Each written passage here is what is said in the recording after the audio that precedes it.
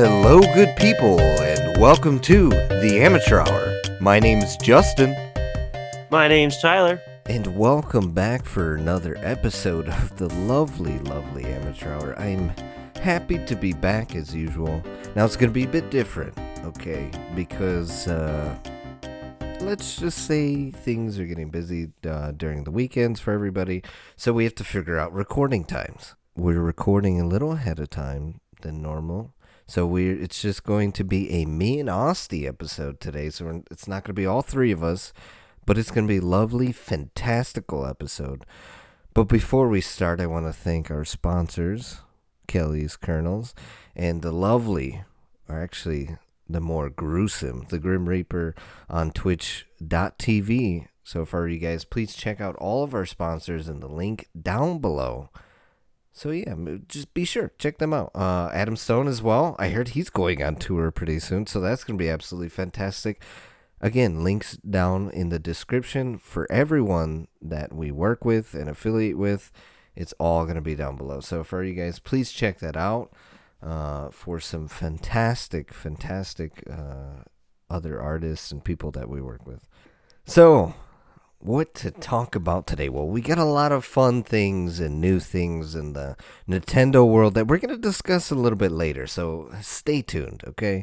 But for this first half, I kind of wanted to discuss something that is a little bit more personal, right? Near and dear to the heart, so to speak.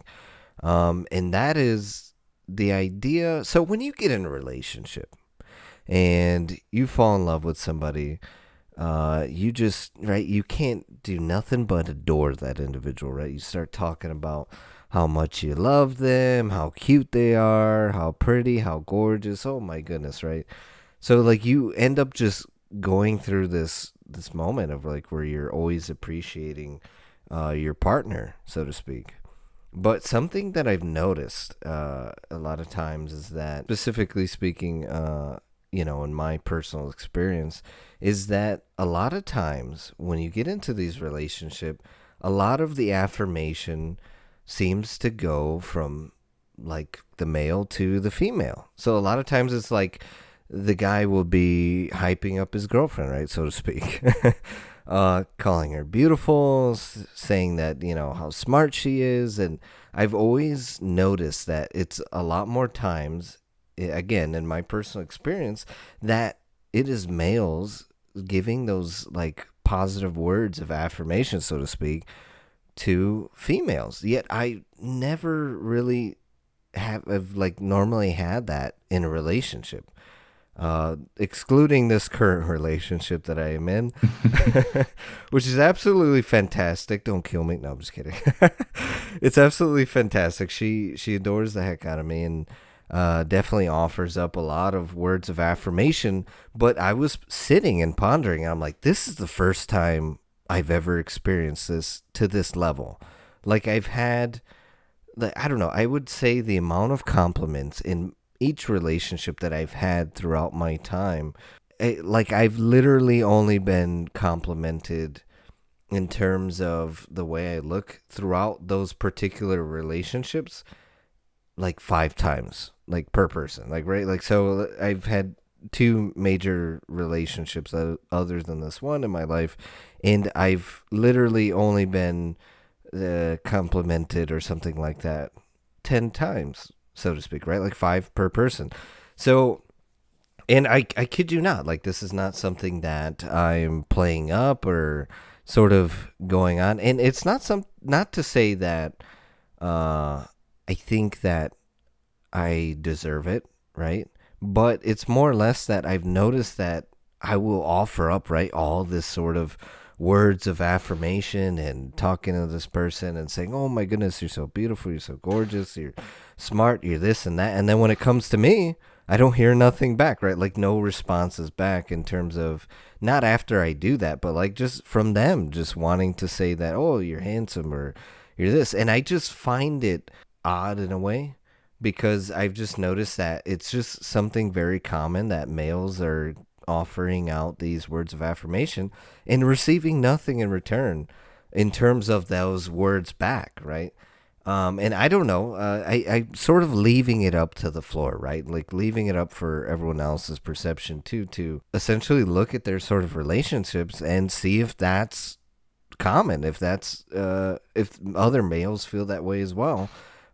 Austin, what's your take on it? Like, how have you noticed in the relationships that you've had that it's always like almost one sided in terms of affirmation? And not to say that that person doesn't love you, but it's just like I find it so, like, again, strange that it's so commonplace for males to do it to females, but not as commonplace it seems for females to do it males. Or perhaps that's just the relationships that I got into. But what's your take, Austin?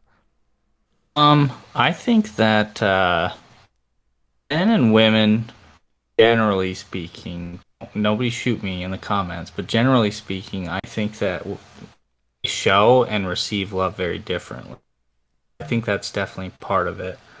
I think that guys a lot of times show affection by, and your girlfriend looks beautiful and all that stuff, or um, getting them things like that. Which for getting things in particular, I think that one's more of a both sides. But in terms of words, I think the words that a man or another woman speaks towards another girl has a bigger effect on them than it does for men. Like guys sit and talk crap to each other a lot. I think, just not. I think just don't think that like words are as important to guys, and I think that guys are more like actions. They're like, it doesn't have to, obviously it doesn't have to be sexual, but guys receive love in like an action way. His wife does something for him. Your girlfriend does something for you. She gives you a back scratch, stuff like that. Now, in my own personal experience, I can think of a few times. I mean, I've been complimented uh, by girls that weren't my girlfriend more than my girlfriend themselves, which is kind of interesting thinking about it. I think it just comes down to difference. Now for me, um, generally speaking, I kind of get uncomfortable whenever people compliment me like that. Like I don't really like compliments necessarily. I just like to do what I'm doing and then like just be like, "Oh, thank you," type of thing. I don't want like real compliments. I don't want a girl to be like, "Oh, Austin, you got a dumpy." Like, "No, I don't want you. Don't do that. Please don't do that."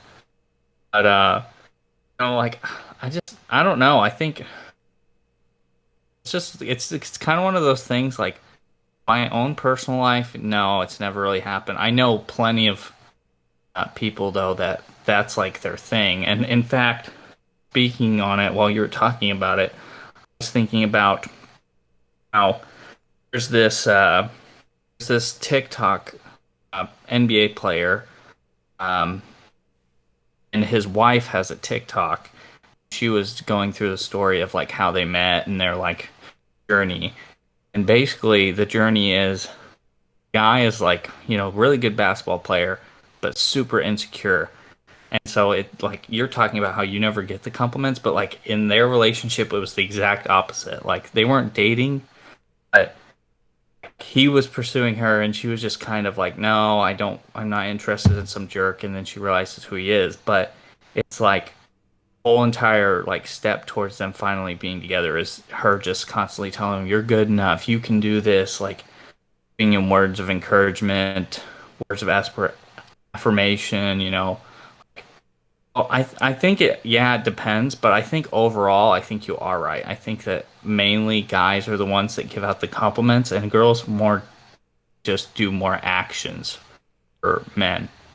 I don't Yeah, know if I you don't know see if it's that. just like a stigma, so to speak, right? Like where that males have to be tough or males don't need to receive compliments. But you know what? I would like to say, ladies and individuals, and even dudes, listen here, okay? I think everybody deserves deserves that. Whether you're male, female, I don't think it matters. I think both sides of the spectrum, it's important to receive these, like, hype your man up, tell him he looks good, that he's smart. Like give these sort of, again, these words of, as we're saying, affirmation. That, but I also know that everyone's love language is different, right? Like, so you have very different types of love language. Like there's physical touch, there's again words of affirmation, there's individuals that sort of like, that how they show their love is by gifting things. And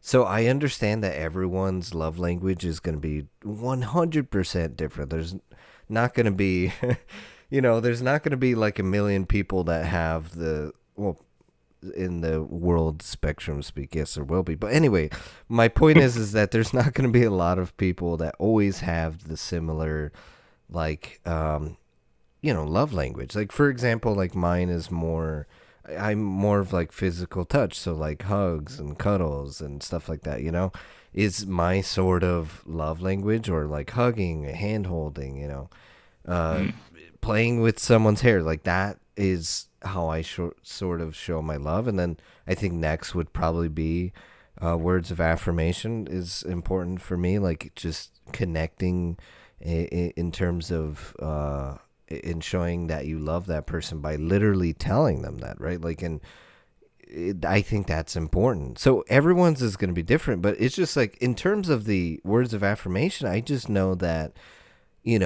it's not as commonplace for males to receive that. And I'm not to say again that like anyone's owed anything, but I just believe that it's essentially almost like a two-way street, right? Like, again, it's good for both sides of the spectrum. I think in a relationship you need those words of affirmation. Like, and two, I think like you, Austin, like when I was finally receiving like these words of affirmation in my current relationship, like it was something kind of a bit foreign to me to receive it so much, right? Super uncomfortable. Yeah, like Super you don't know uncomfortable. what to say when she calls you handsome, or she talks about like how lucky she is or something like that. You're just like, what? Like, you're just hearing it, but you're not necessarily really, like, I don't know, it's like hard to accept for a while.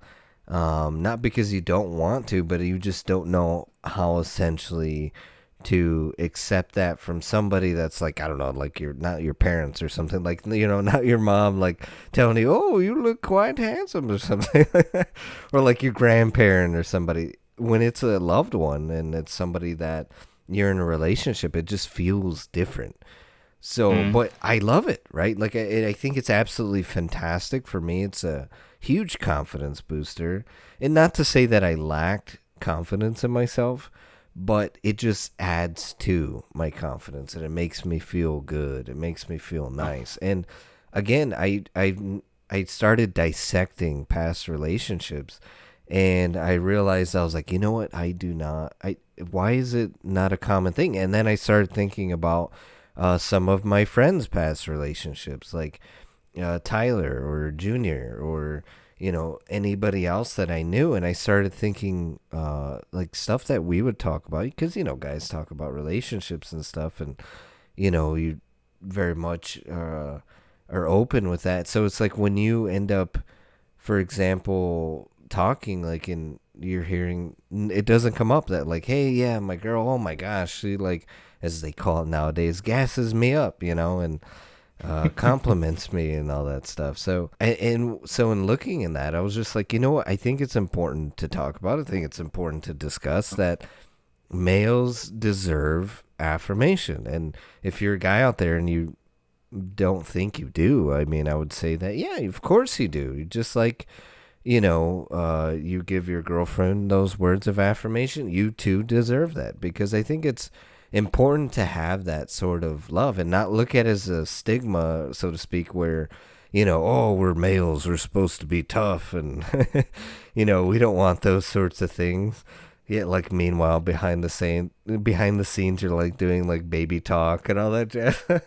Yeah, yeah, dude. That's the one thing that always like the stigma that guys got to be tough. It's like, is it really a stigma though? Like, sure, maybe on like the thinnest layer of the outside of a guy, they're supposed to be tough. But the moment you crack through that, you've got somebody calling each other baby talking and uh, getting beat up, in the sense of like play fighting with your girlfriend, stuff like that. It's like, I mean, are guys really that tough?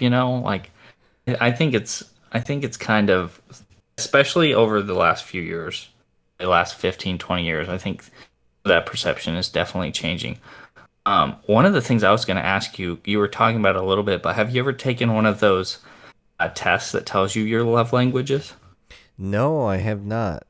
How I know is because throughout my relationships, I really paid attention to what is kind of important to me and like what I like to, what I like to do for that other individual. Like a lot of times I notice myself like I am very close to that person. Like I said, physical touch for me is like important. Like nothing feels better to me than just laying there next to your girlfriend cuddling. Like I think that to me like is absolutely fantastic and so comforting.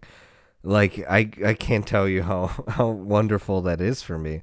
But I like Yeah. to, be the individual like sometimes, right? I don't care if she's a big spoon, but sometimes I like being the big spoon, right? And obviously and Dude, sort of those kind of cuddling her things. and stuff like that. And in terms of too how I know words of affirmation is because I notice myself always like saying like, "Oh, you're beautiful, you're this, you're fantastic," and I mean even sometimes with my friends, when I love them as a friend and I start talking to them, I'll be like, "Yeah, dude, like you're so smart, you're this, you're that," and I'll give these affirmations to the individual that I'm speaking to. Have I you taken one of those tests? Oh yeah, I'll give you a little story of how I ended up taking one of these tests. So, I was 22, maybe 21. No, I had to have been 22, and I was at college, and we were at the local bar, and there was a girl that I was been interested in for quite a while. Um, and she did like we were just sitting at the bar talking and stuff, and she uh decided to like I guess she had taken one recently, and so she had me take it like at the bar. Did not leave me alone until I take this test, and she also made me take that personality test or whatever. And I ended up getting like number one for both how I show love and how I my favorite thing to be given is quality time, I believe was what it was called. And because like for me, time is like super important because it's the most unrenewable resource that the world has is time. You'll never get back the hour you just spent. Like it's constantly fleeting. Um, so for me, time is really important, and I think that if somebody's willing to spend their time with you, it's such a sparse resource for everybody. It to me it just like speaks volumes, and it's really important to me.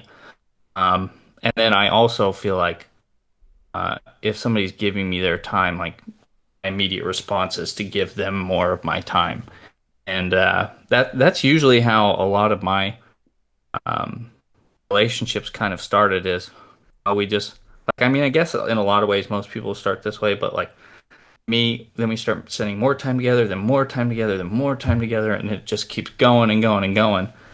Eventually, we end up dating. But then, like after in a relationship, like that's all I want to do is spend time with that person.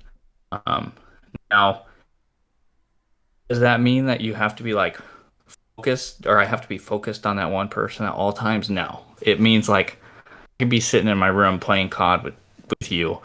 She's just in the room, and that to me is like it's fulfilling. Um, but then my second one was definitely physical touch.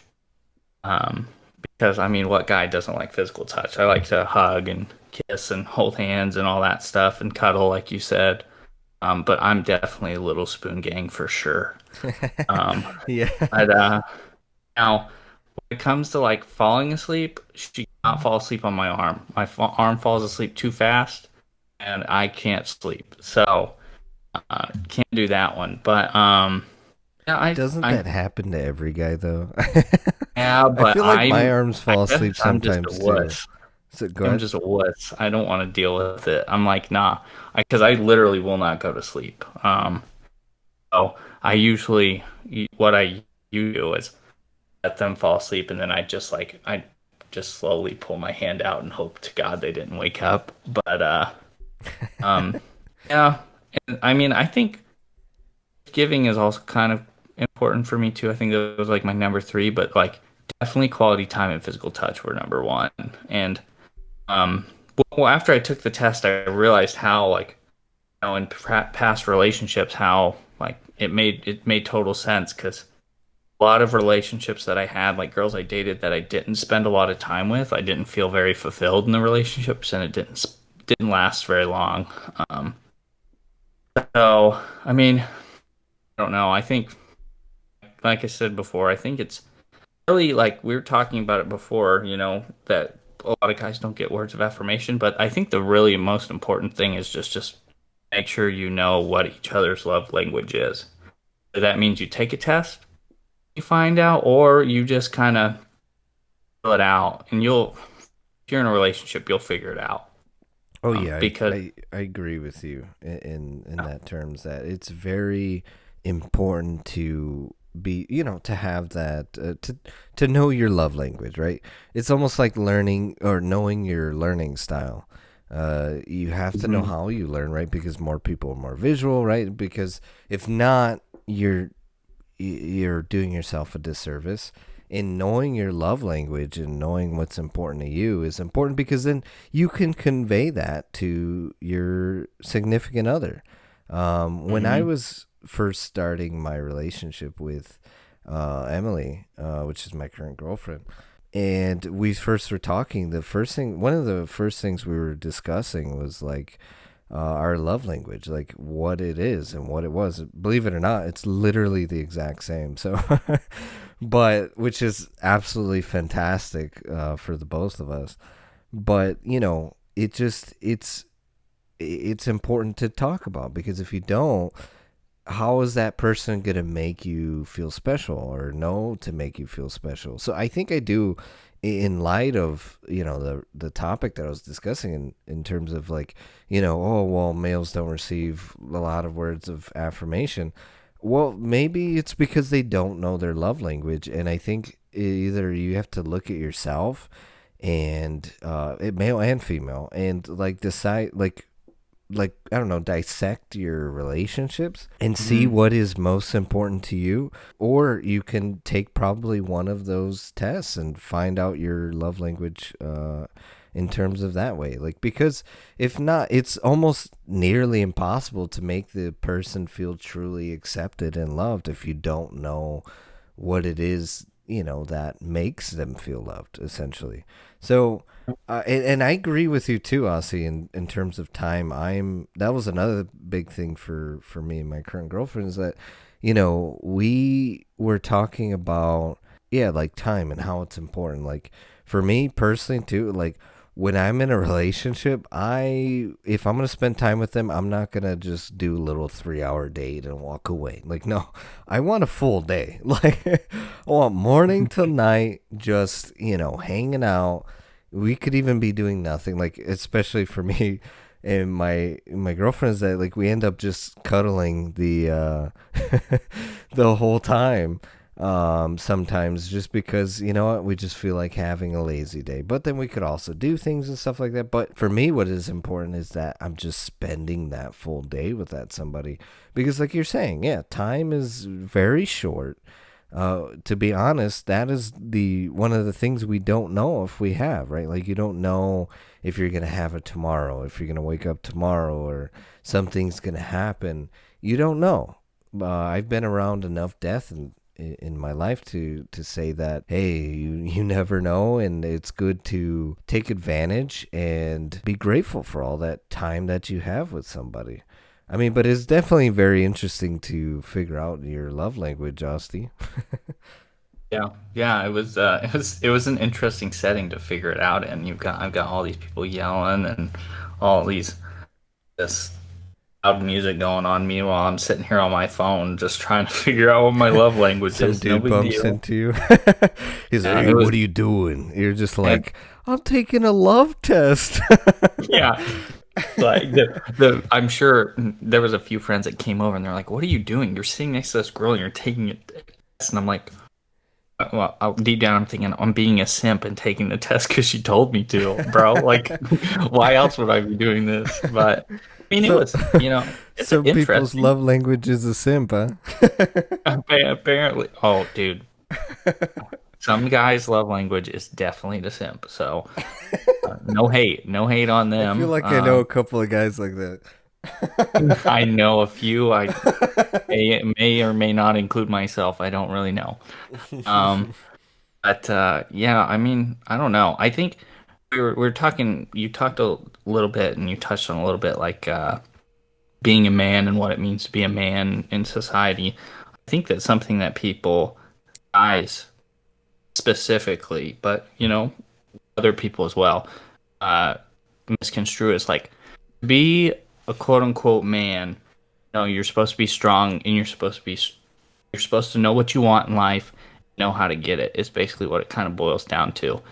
I think that this falls right into that. If you need to know yourself before you can know how to go on this path to get what you want in life. And so if you don't know if your goal in life to get married, have kids, start a family, basically, excel in your career, you've got to know, um, specifically with family, you've got to know your love language because if you don't know it and you don't know how to explain to your wife why you're frustrated, and like it's not gonna work. So at the end of the day, we were talking about how it changes a little bit. I think maybe the outside view of being a man is definitely changing, but I think internally it really doesn't has never changed. It's all the same. Just like being a woman is in a sense the exact same as being a man.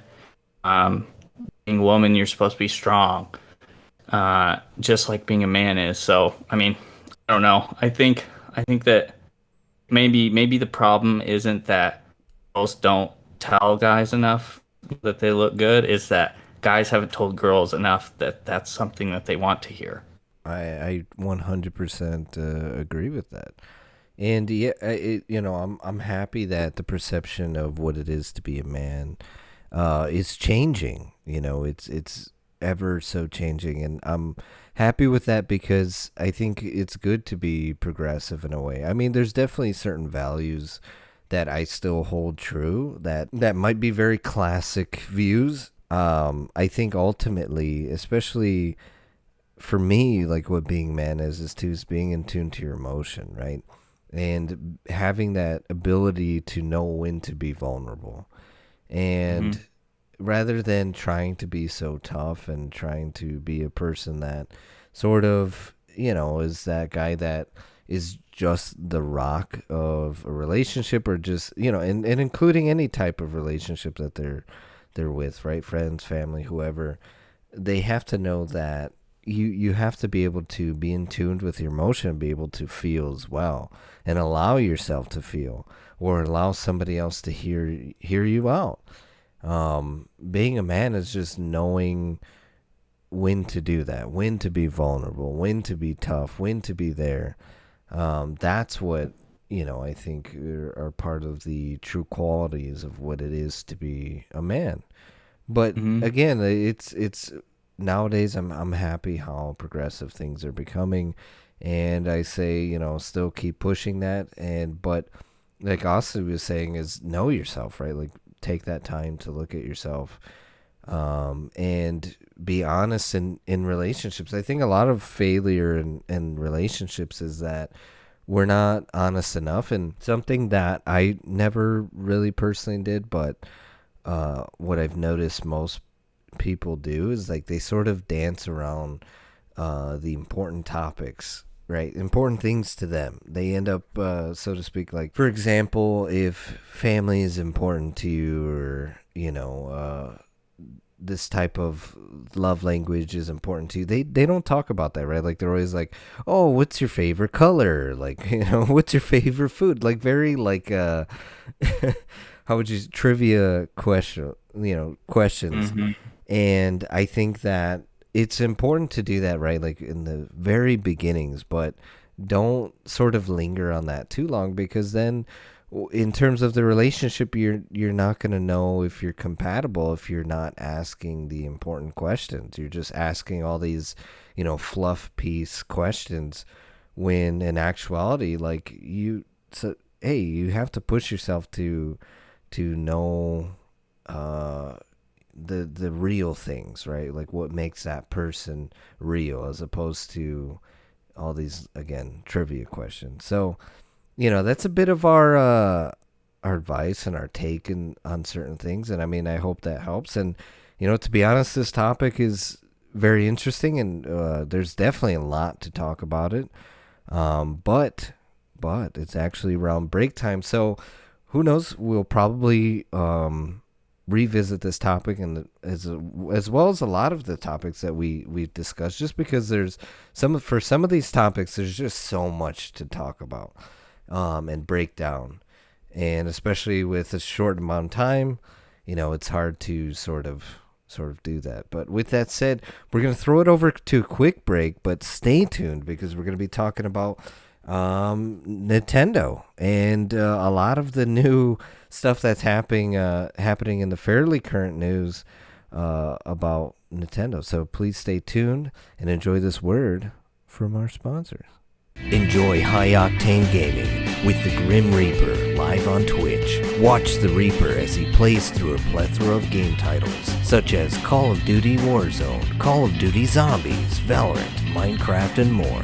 Join him as he competes against high competition in COD Warzone tournaments for large cash prizes. You can catch the Grim Reaper streaming Monday, Wednesday, Friday, and Saturday, 6 to 11 p.m. CDT. Just search twitch.tv/The Grim Reaper. Link in the bio. Looking for a fun new way to eat popcorn? Then I have the place for you. Kelly's Kernels has 68 flavors to choose from. Try out their delicious birthday cake flavor or their cheesy cheddary flavor. If you want to go classic, the Chicago style flavor is for you. Either way, you have a wide variety of flavors to choose from. But that's not all. They offer other treats such as shaved ice, cotton candy, and mini melts. Be sure to enjoy the dine-in experience and bring the whole family. So come on down to Kelly's Kernels, where it's always poppin'. Located at 13226 Lincoln Plaza Way, Cedar Lake, Indiana. Link in the bio. And we are back from that word from our sponsors. I hope you guys enjoyed. Again, all of their links are going to be out in the description, so please check them out. More on them later. But, Asti, there's been some new things in the realm of Nintendo, which actually you're very excited for. So, you know what? I'm going to let you tell us and the people, or me and the people, what's been going on. Oh, we talked about the Nintendo 64 last episode quite a little bit, and obviously just recently Nintendo decided, you know what, the Nintendo 64, these guys on the amateur hour, they're pretty cool guys. It sounds like they have a good idea. We're just going to put it on the Switch Online now. So they announced, I think it's a couple weeks ago, maybe. Oh, by the time you guys hear this episode, but yeah. So the Nintendo 64 is coming to the Switch, but also on top of that, bringing the Sega Genesis, which I never played, but I know a lot of people are pretty excited about that. But another thing that they're also bringing along with this is they're also expanding the experience of the Nintendo Online. We don't know what that means yet necessarily. They are supposed to let us know sometime in October what that looks like. But in terms of the Nintendo 64, when it launches, which they also need to give us a date on that as well, but it's going to come out with a few games at first, and then there will be some more that'll come later. But launch titles for it are supposed to be Super Mario 64, Legend of Zelda, Ocarina of Time, Mario Kart 64, Star Fox 64, Sin and Punishment, Dr. Mario 64, Mario Tennis 64, In Back, and Yoshi's Story.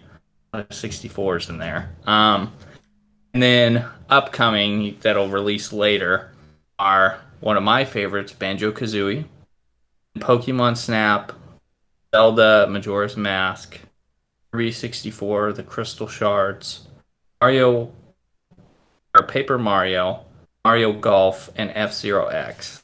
Um, Out of that list, I've only played like three of these games. I think four. Played Mario 64, Mario Kart 64, obviously Banjo Kazooie, and then Paper Mario on the 64. But, yeah, I don't know, Justin. I kind of can't remember. Have you? So did you play much 64 back in the day? Like, are any of these games that you're like kind of excited for? So, I did not play the N64. I don't think. Well, I've maybe played it once, but it was like a Mario Kart thing, right? Did they make a Mario Kart for Nintendo Yeah. 64? So it's probably Mario Kart 64 that you played. Yeah, so I believe I played that. But I think I was able to try the Super Mario as well, which was fun. I think it was like the one where like you have kind of like a freedom to roam around a little bit. Is that Yeah. okay? Cool. I'm just so yeah, I think I am very excited for this, right? Because now the games that I didn't play, and if I'm super interested in doing so, I can go back and I can play them. So Mm. I'm very hyped for all of that, for sure. Now I did have to mention, I don't know, and I don't know if people are gonna hate me for this or what, but I really liked the GameCube. I was able to play that a little bit more. Hmm. I actually was just discussing this last night with another friend of mine. Is that one of my favorite games was like this. It was a Godzilla um, like fighting game, right? Where you could play all the different Godzilla creatures that were in the universe, like Ghidorah and all these cool other, big, behemoth creatures like fighting each other. And that was a lot of fun. And there was a few other games. I think there was like a Star Wars game on the GameCube that I really liked. So there was like so many games, and I kind of hope, and I think that they might go that way, who knows, and bring GameCube games to the Nintendo Switch. I don't know if there's any GameCube games in particular that you liked, or if you've even played the GameCube. But yeah, Oh dude, I played the snot out of the GameCube. But it seems to me like they, based off of the how things have fallen so far, I'm assuming eventually we will get a GameCube online. Now, at least some GameCubes online on their platform because they started with the original Nintendo, they went to the Super Nintendo, now it's the N64. Well, the next released home console was the GameCube, which surprisingly enough is the second worst selling home console that Nintendo ever put out. Only the yeah, only one that beat it is the Wii U, which that's a whole different story. But yeah, I just looking at the titles, I think one of the things that jumps out to me big time, and I've seen a few people talking about it, and something that I think Nintendo is going to get a little bit of flack for is that Super Mario 64. Obviously, it's a staple of the 64, but they just recently put out the All Star Collection, and it was supposed to be limited run. Now we're getting Super Mario 64 on the online service. So it's like I'm not sure. I understand why they're putting it on there, but maybe they should have instead of putting Super Mario 64 on this limited time Mario All Stars, maybe they should have picked a different Mario game. That's just picking. I don't really care. But I have seen a lot of people talking about it. Then there's two Zeldas. Obviously, Zelda's big. Um, I do hope that I'm assuming this isn't the list that they're going to stick with forever. I'm hoping that there's more games added, but like Banjo Tooie, um, oh gosh, there's quite a few racing games that were on the N64 that are really popular. Um, Mario Speedway, I think is Mario USA Speedway, something like that. It's a really good one, but I'm really excited for it. What I'm even more excited for though is the fact that not only are they coming out with these games, but they're also releasing a wireless Nintendo 64 controller for the Switch. And I don't care how much I use it, I'm going to buy it just because the N64 controller has so much nostalgia for me. Like, because I remember being like four, sitting there trying to play the game, hitting every single wall possible while trying to race. But I had an N64 controller in my hand, and it's like one of my earliest memories playing games. So I'm excited for that. Now, they're also, we talked about the N64, but they're also launching the Sega Genesis online with it, which has, um, it looks like about the same amount of games. It's got like Sonic the Hedgehog, Streets of Rage, Echo the Dolphin. Most of these I've never heard of. Castlevania, Contra, uh, Dr. Robonix, Mean Bean Machine. Uh, Golden Axe, Gunstar Heroes, Musha, Phantasy Star 4, Restar, Shining Force, Shinobi 3, and Strider. Now, I don't want to be disrespectful to any of these Genesis fans, but most of these games, I will probably never touch this. I Are the Sonic games going to be on the Sega Genesis stuff that they're porting over? Yeah, so I did read. So it's Sonic the Hedgehog 2, which is on there. Now, I could be wrong, but I distinctly believe that Sonic the Hedgehog 2 is actually wasn't was made by a different company, wasn't Sega, is what a lot of people are talking about. Oh wow. Um, and so it's kind of interesting.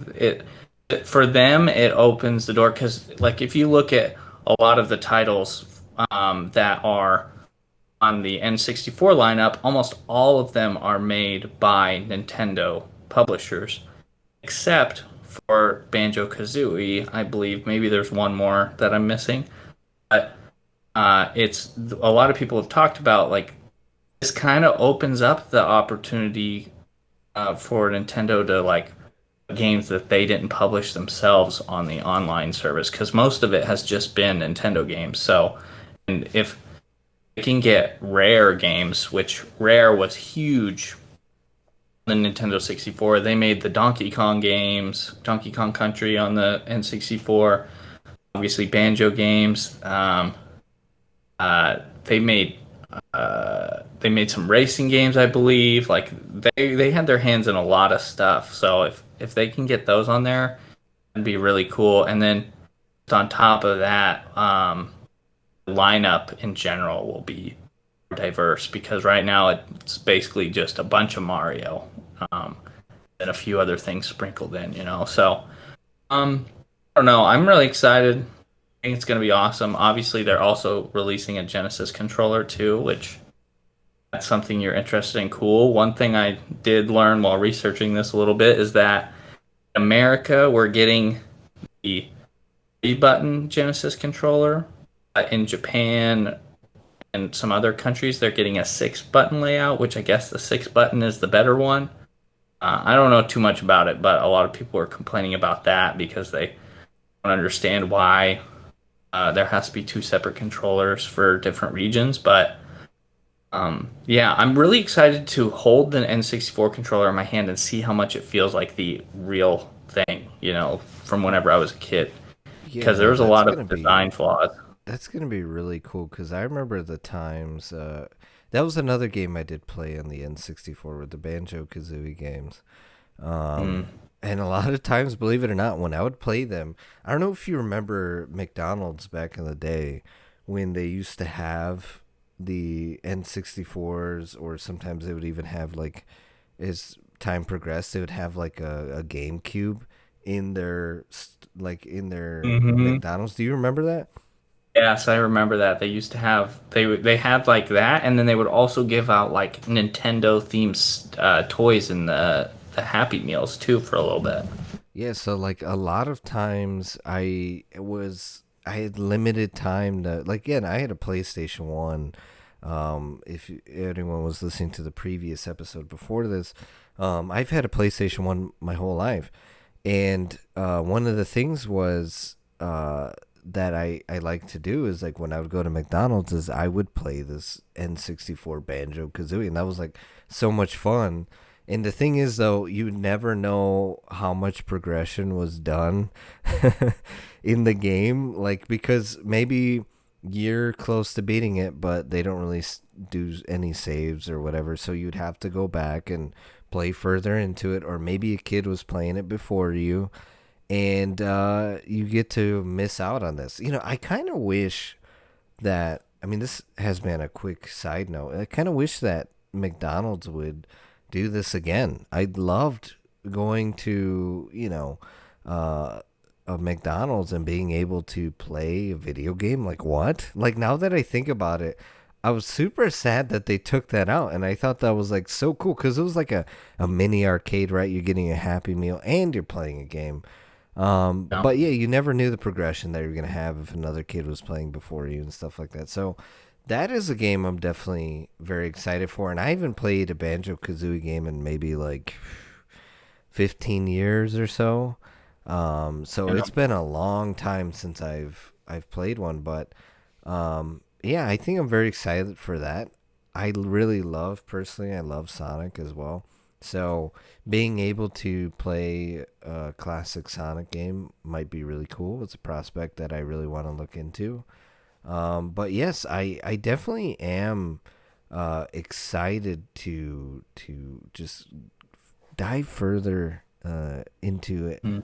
N64 now that they're porting over all these games, maybe all the games that I missed, Yeah. including It's gonna be Mario, exciting. which That's gonna is, be really exciting, I you know, think, because go ahead. go ahead.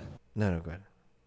I was just gonna say, one of the things I am happy about since I just bought an N64, I bought a bunch of games. Thankfully, not every single game I bought is on here, but definitely a few of them are.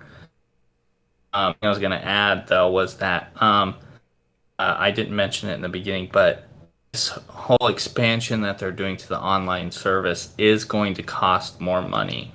They haven't told us how much. It could be $10 a year or $20 a year or something like that. So that's also something to look out for. And maybe when they release that, maybe we talk about this again and find out is this value worth the expansion and all that kind of stuff.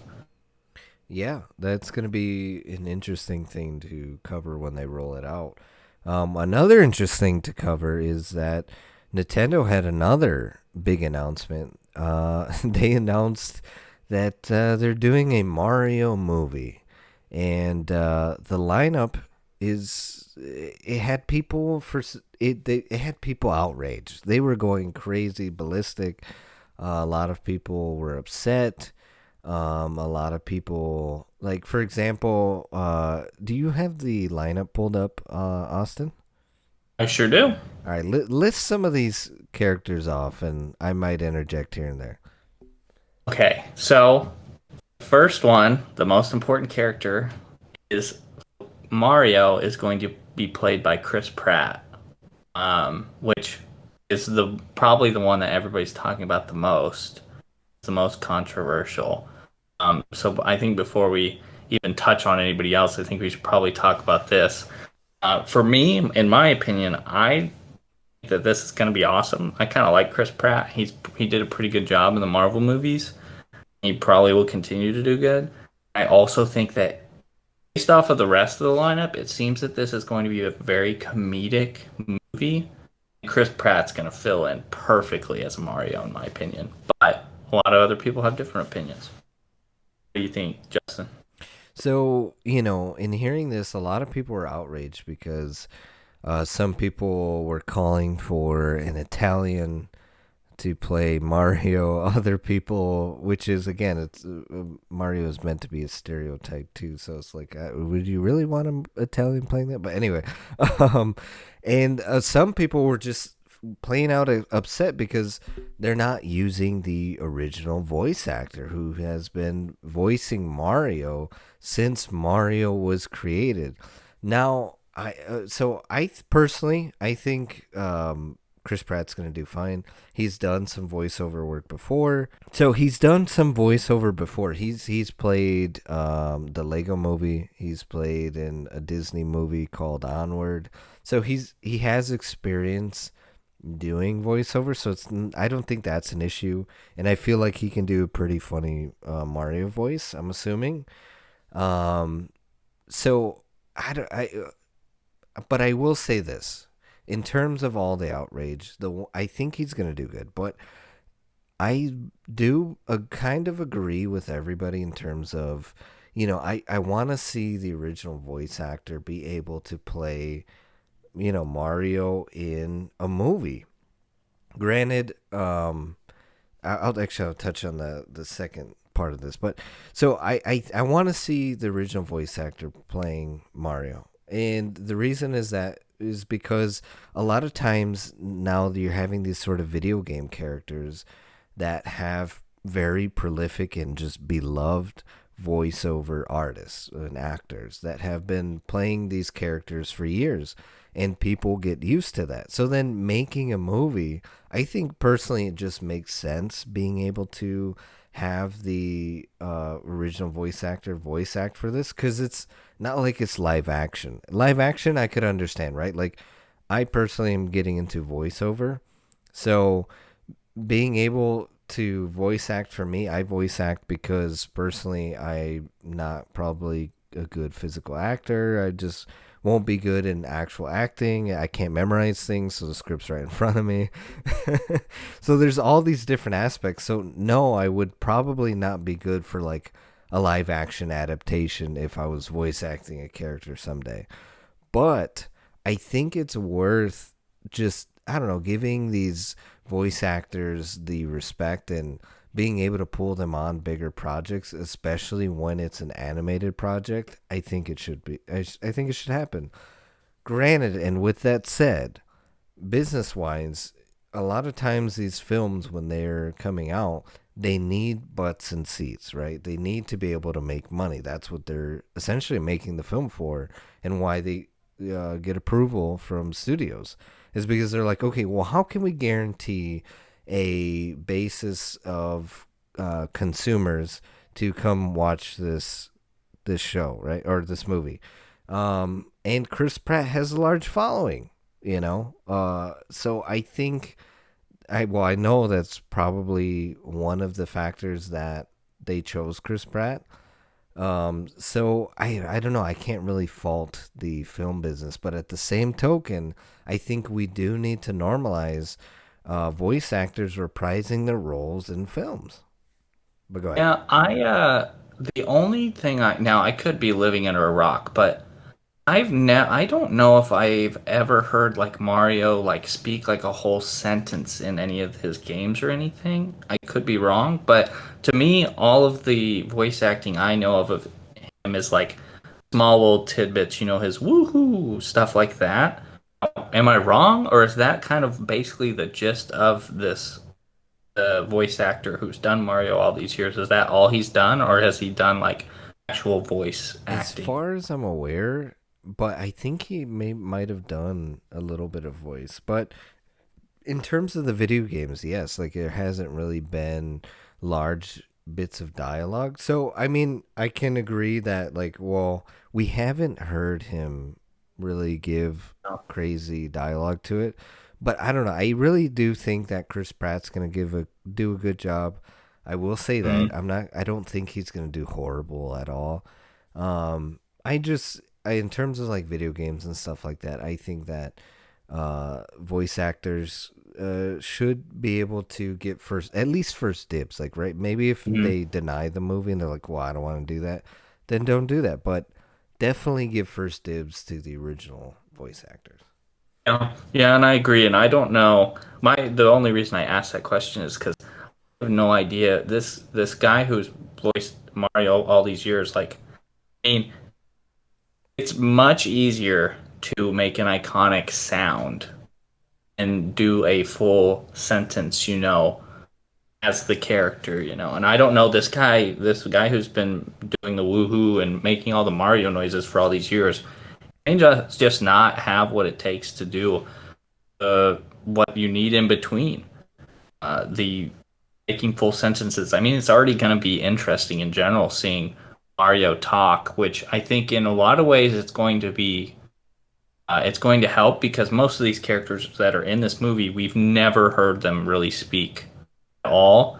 So like, there's iconic noises.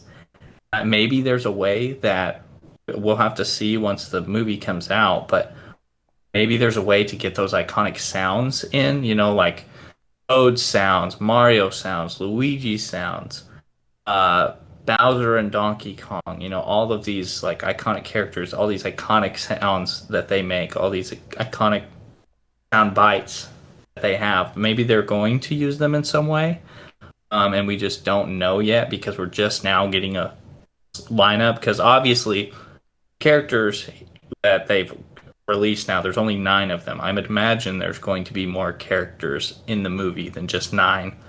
Um, but yeah, I think with this one in particular, I just think it's really tough because I understand what you're saying, and I don't know. We weren't there whenever they auditions. This guy could have auditioned for it and just knows he might have sucked. I don't know. But I think maybe in terms of the outrage, I think we're getting a little. We need to pump the brakes a little bit on the outrage. Let's let the movie come out, and if Chris Pratt is the worst Mario in the history of Mario, then start pushing the outrage. But let's give him and the rest of these actors a chance because I mean, if you think about it, I mean, in Chris Pratt's Marvel, the first person I think of is Tom Holland and how everybody was like, "Oh gosh, we want Tobey Maguire back," blah blah blah blah. And Tom Holland has done an incredible job as Spider-Man. So I think we just got to give these people a chance, see what happens. If they suck, then we can let them know in droves. And I be 100% behind it because this movie sucks. It's going to be a big deal because Mario is like way too big for this to suck. Oh Um, yeah, it definitely is a lot of pressure on their shoulders to really mm, deliver a fantastic, oh, Mario movie. I'm just happy it's not live action, right? They're not pulling a Sonic the Hedgehog sort of thing. oh gosh, yeah, So yeah, so no, let's not. let's be happy that it's an animated film and it makes sense for it to be animated and all that jazz. So take a step back, everybody take a breather. But let's hear the rest of this list and we can sort of discuss further.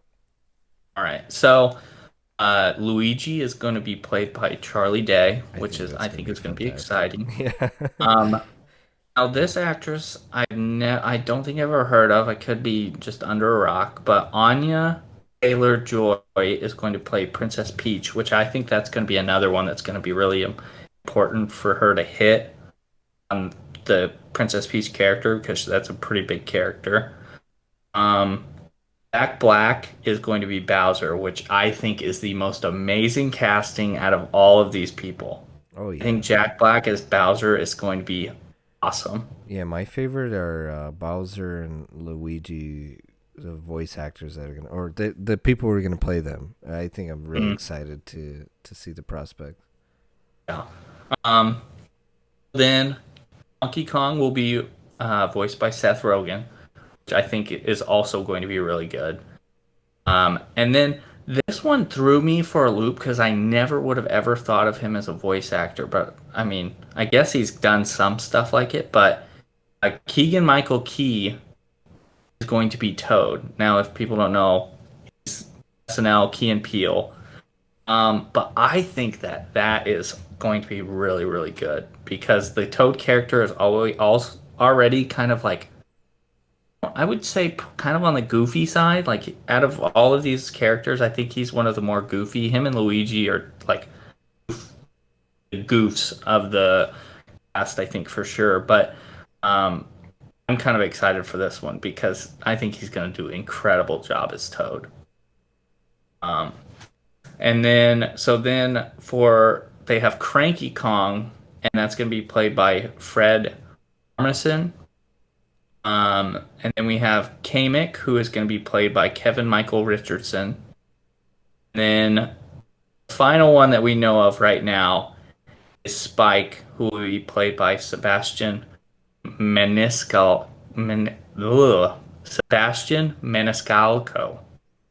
Okay. I've never heard of him, but um, I think overall it's a pretty good cast. You kind of talked about how important it is for Nintendo to hit this.